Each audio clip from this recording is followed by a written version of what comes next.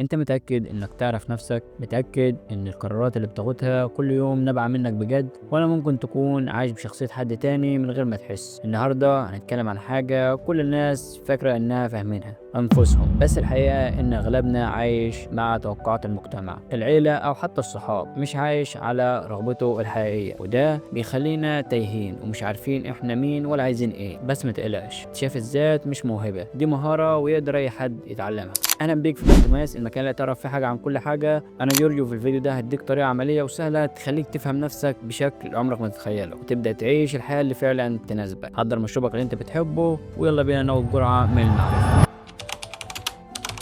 عمرك حسيت انك مش فاهم نفسك؟ بتصحى كل يوم بتعمل نفس الحاجة بس جواك احساس غريب، احساس انك تايه، مش عارف انت عايز ايه ولا حتى انت مين بجد. تحس احيانا انك عايش حياة مش بتاعتك، كأنك متبرمج تمشي على مسار معين حد غيرك اختاره ليك. انا كمان حسيت بالاحساس ده قبل كده، وده شيء طبيعي جدا لان محدش علمنا ازاي نعرف نفسنا. طوال حياتنا بيتقال لنا نسمع الكلام، نذاكر، نجيب درجات كويسة، نشتغل، نتجوز، لكن محدش وقف معانا وقال لنا انت مين، نفسك تبقى ايه الحاجات اللي فعلا بتخليك تحس انك عايش.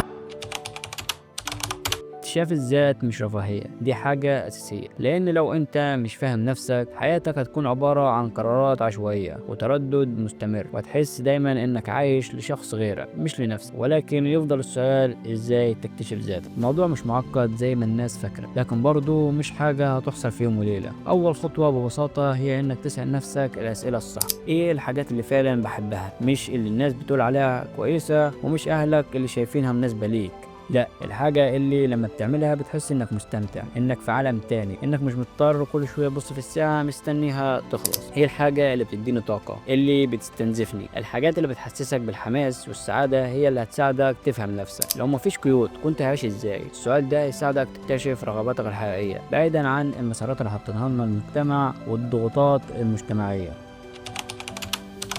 ساعات الإجابة مش بتكون واضحة من الأول، وده عادي جدا، علشان كده لازم تبدأ جرب هوايات جديدة حتى لو كانت بسيطة، سافر لو تقدر حتى لو لمكان بسيط. السفر بيكشف لك زاوية جديدة عن نفسك، اتعرف على ناس مختلفة، اسمع أفكارهم وتجاربهم. وفي مقولة شفتها عجبتني بتقول إن الذكي بيتعلم من أخطائه والحكيم بيتعلم من أخطاء الآخرين. شوف تجاربهم وأخطائهم وتعلم منها، اقرأ في مجالات عمرك ما فكرت فيها، هتتفاجئ إن في حاجات ممكن تلمسك بطريقة عمرك ما تتوقعها. ومع الوقت هتبدأ تلاحظ نمط معين، هتلاقي نفسك بتنجذب لحاجات معينة، بتحب تتكلم عن مواضيع معينة، وهنا هتبدأ تشوف نفسك بوضوح أكتر.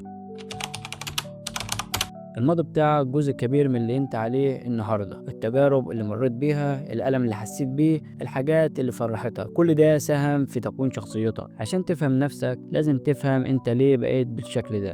اسأل نفسك الأسئلة دي، ايه اكتر حاجة في طفولتي أثرت عليا؟ هل في حاجات مأثرة عليا وانا مش واخد بالي؟ لما تفهم ماضيك هتقدر تتحكم في مستقبلك بدل ما تفضل عايش في ردود أفعال مبنية على الماضي.